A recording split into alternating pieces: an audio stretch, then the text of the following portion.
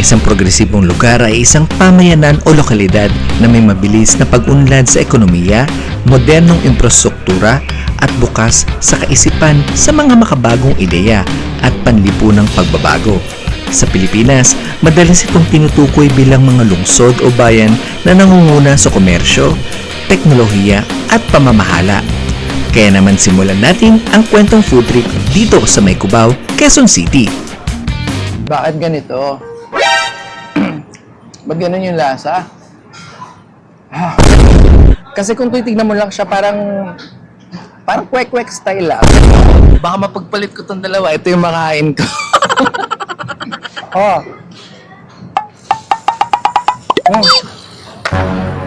Wait.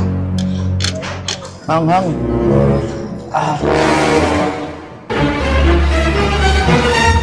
Alam mo yung parang nare-reset yung panlasa mo.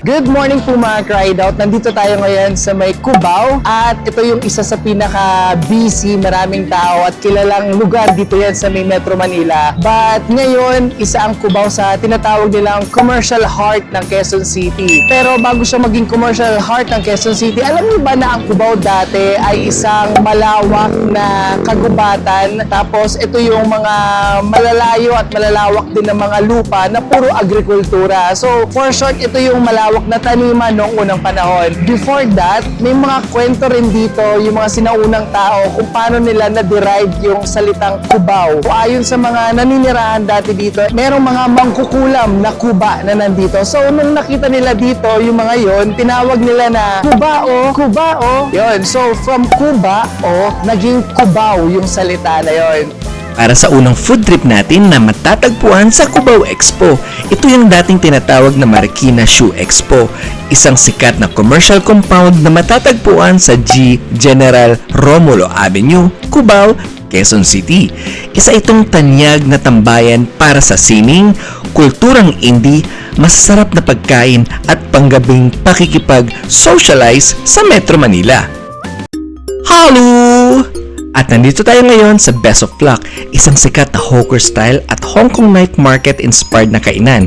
Hawker style na ang ibig sabihin ay ang mga konteksto ng pagkain na tumutukoy sa estilo ng pagtitinda o pagluluto, kung saan ang mga pagkain ay luto agad, mabilis isilbi, abot kaya o mura, at madalas ay nasa isang bukas o simpleng kainan. Okay, so while we are waiting for our meal, bigyan ko lang kayo ng short background dito sa Best of Luck. Based on my research, mga 2 years na yung Best of Luck.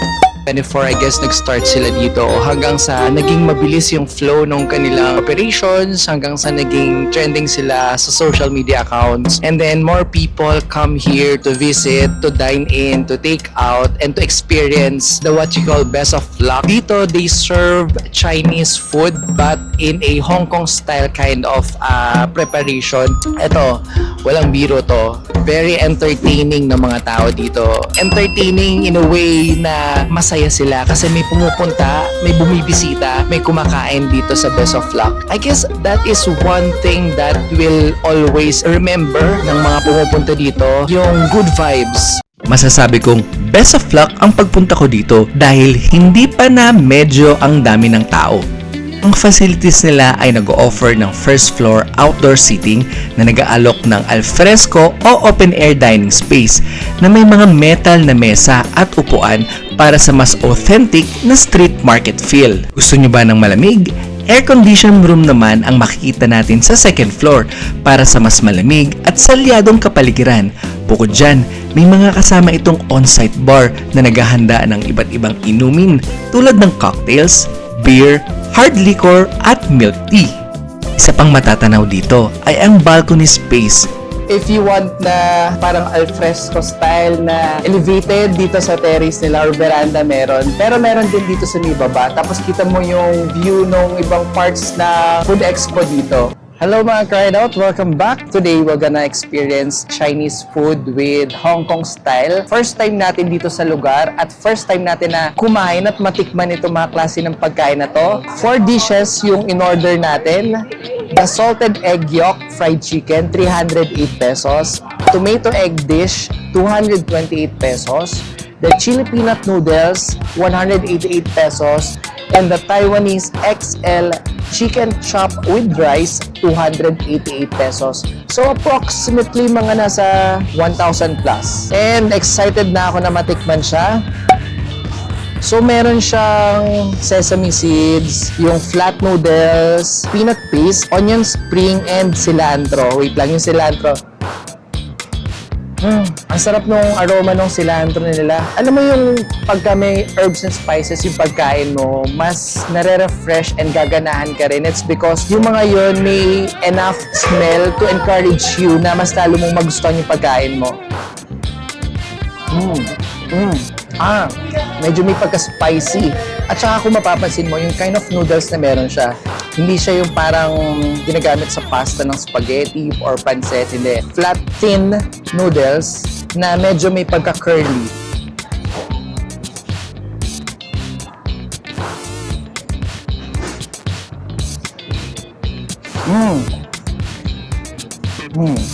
Okay. Bakit ganito? Ba't ganun yung lasa? Bakit sobrang sarap nito, guys? Unang pagkain pa lang, sobrang sulit na ito mga ka-ride out. Nako, isang bowl yung serving nito.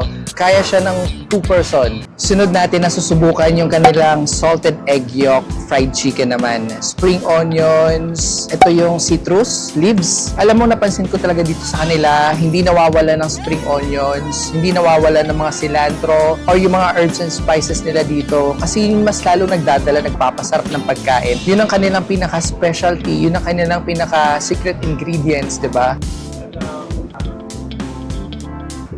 Okay. Masarap niya. Masarap na naman. Alam mo yung panibagong atake na naman nung pagkain salted egg fried chicken nila. Hindi ganun ka-crispy yung outer layer ng chicken. Pero pagdating sa loob, juicy yung kanyang meat na parang pumasok hanggang kaloob-looban yung mga ingredients sa labas. Pero kapag kinain mo na siya, pagka nginuya mo na siya, sa loob ng bibig talaga. Ang masarap dito, boneless, yung ginamit na part ng chicken. Kaya namang mag-enjoy yung mga bagets na hindi na magtatanggal ng buto dito. Ang sarap niya. Para sa susunod natin na dish, ito yung tomato egg dish. Alam mo, nung unang kita ko sa kanya, may naalala kong Filipino style na luto, yung ginisang itlog sa kamatis. Kasi usually nagluluto nun si Pape. Pero itong dish na to, very common to sa mga Chinese. Kasi it's combination of tomato, egg, tapos meron tayong spring onions din. And titingnan natin yung pinakasarsa niya. Pero napansin ko dito ang cut nila ng tomato is malalaki. Parang pisngi-pisngi siya. Kasi yung ating ginisang itlog sa kamatis dito sa Pilipinas, halos durog-durog yung kamatis. Alam mo, masarap to isabay sa plain rice. Kasi malasa na tong tomato egg dish eh. Okay. Okay. Tapos yung egg niya, hindi siya sobrang lambot. Para sa ating fourth meal, ito yung Taiwanese XL chicken chop with rice. Daming rice. Tapos, meron siyang 2 sausawan. Pero before that, tikman muna natin yung chicken itself. Okay. Very crunchy ng chicken niya. May konting spiciness. Tapos yung tender meat niya sa loob. Hindi ma-oil yung chicken. Alam mo yung alambot ng chicken niya? Wala pa akong hindi nasasabing hindi maganda. Maganda, masarap, lahat-lahat. Even yung serving nila, generous sila sa reasonable price na meron sila. Isasawsaw natin. Feeling ko manghang to eh. Feeling ko talaga, sana kayanin ka. Sweet and sour sauce. Wait, manghang. Manghang yun ah. There you go mga tried out. Natikman na natin yung 4 na klaseng menu dito sa may Best of Luck. Ito yung mga madalas in-order at yung mga madalas na nire-recommend dito. Pero if I will rate yung food, top 1, pinakamasarap, ito yung nagustuhan ko. Chili peanut noodles. Tapos next sa akin, Taiwanese XL chicken chop with rice. And then yung pangatlo naman para sa akin is itong salted egg yolk fried chicken. Last for me is itong tomato egg dish. Pero before that, isa pa dito sa number 1. Nagustuhan ko siya talaga. Pero maganda, alam mo, kakainin mo siya dito ng mainit pa para hindi siya nakakasawa. Ito talaga. Number 1 para sa akin. Okay. Salamat po. Thank you. Thank you po. Thank you po. Bye-bye, sir. Ingat po. Sa patuloy na paglalakad ko ay nakita ko din ang Morning Sun Eatery, isang sikat na tradisyonal na karinderya na pinarangalan ng Michelin Bib Gourmand Award. Ito ay isang prestihiyosong distinksyon mula sa Michelin Guide na nagbibigay pugay sa mga restauran na naghahain ng napakasarap na pagkain sa makatuwiran at abot kayang presyo. Hindi ito kasing mahal ng fine dining ngunit garantisadong dekalidad at sulit ang bawat piso. So good morning mga Cried Out. Nandito tayo sa Morning Sun Eatery. Dito yan sa may Raha, Matanda, Quezon City. Mga 2 kilometers away sa Cubao Expo. Order tayo ng mga iba't ibang klaseng pagkain nila dito. Yung available right at this moment. So time check natin, it's 2:30 p.m. Meron silang bopis, meron silang isaw, meron silang dinakdakang baboy, meron silang puso ng saging at ensaladang talong. Ang total ng expense natin dito is 390 pesos lahat to, kasama na yung rice natin. Excited na ako i-food taste to kasi 2 kilometers yung nilakad din natin. Sobrang init, kaya medyo natunaw na rin yung kinain natin. Dinakdakang baboy. First time kong kumain ito pero gusto ko matry sa isang Michelin guided na kainan. Kasi usually ito mga laman loob. Andun yung taba. Juicy rin yung taba niya, pero hindi malansa. Very distinct yung lasa ng baboy kasi medyo sour siya. Flavorful yung laman niya. Isang tiko pa lang, walang lansa. Tapos hindi nakunat yung laman loob niya. Next natin na itatry itong puso ng saging. Sa puso ng saging itself, yung gata niya. Tapos yung siling haba. Ay, sige po. Wala po.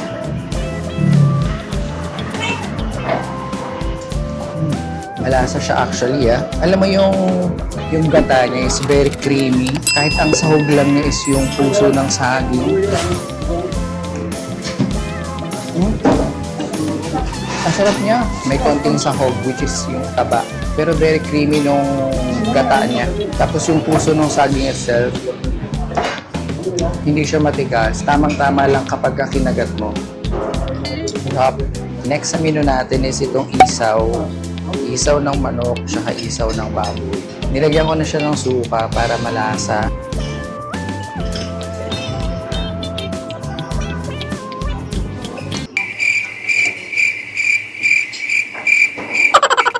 Hindi siya crunchy pero medyo makunat ng konti. Pero it helps para mas makain mo na maayos itong isaw. Next natin, itong ensaladang talong. Curious ako Sabi ko parang ito yung option nila sa pantanggal ng suya na pagkain. Merong talong, kamatis, onions, tapos meron tayong carrots.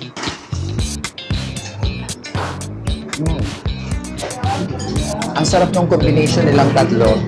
Naghahalo yung onion, yung kamatis, yung very soury sauce niya, tapos yung talong, tapos may add crunchiness yung carrots niya. Alam mo parang nare-reset yung panlasa mo.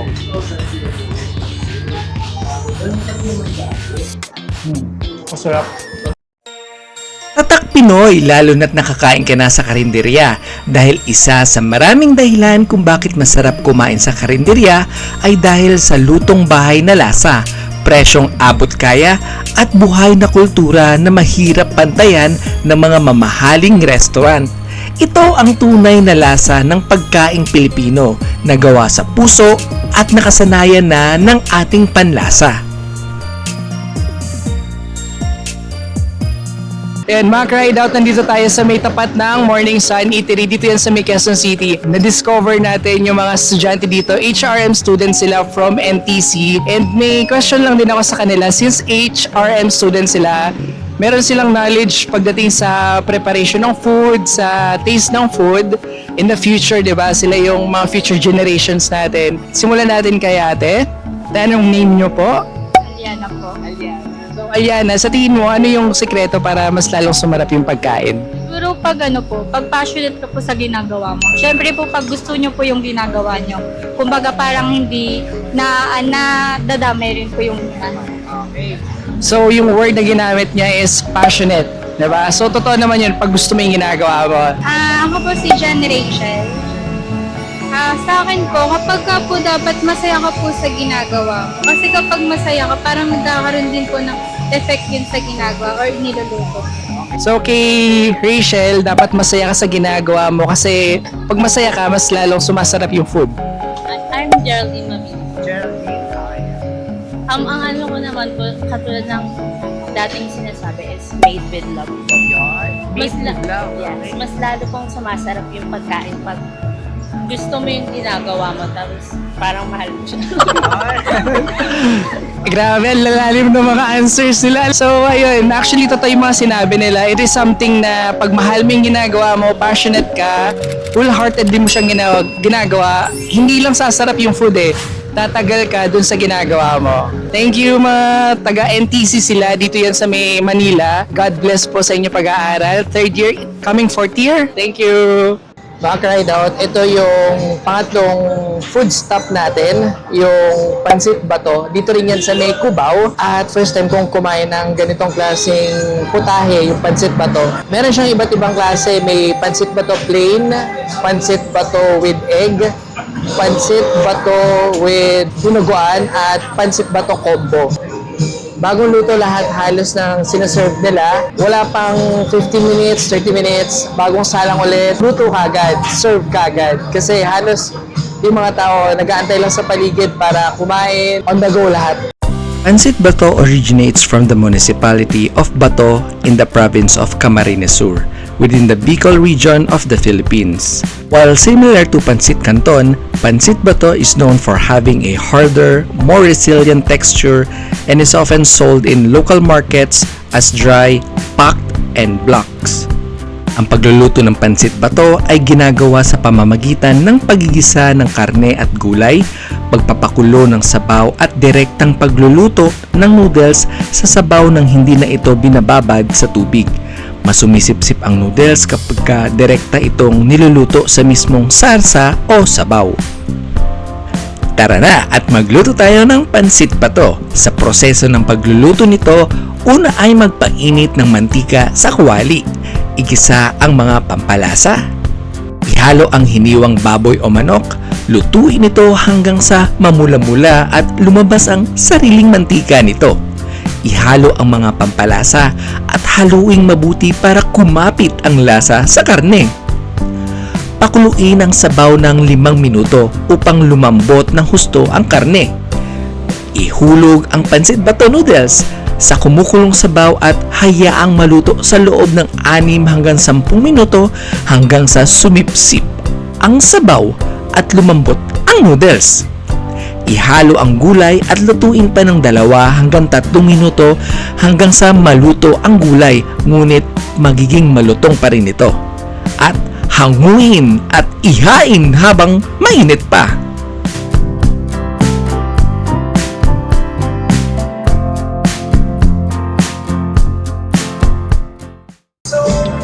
Ang juicy ng preparation sa kanya, no? Tapos, mainit, laging bagong luto.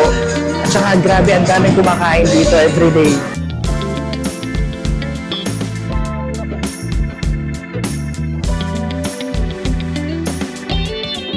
Sa tingin ko kaya siya sobrang malasa.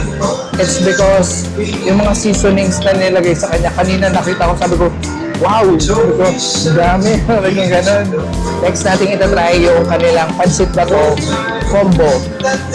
Combo kasi meron siyang dinuguan, tapos meron isang buong itlog.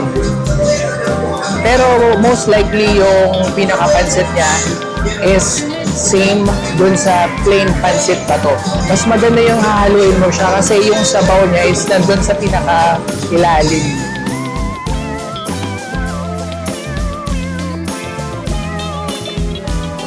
Ang nag-add lang ng flavor sa kanya is medyo maasim siya this time. It's because yung binuguan. Pero yung texture niya, yung lasa ng pansit bato, same lahat. Yung grabe ba na kumakain, nakahilera lahat ng kumakain dito.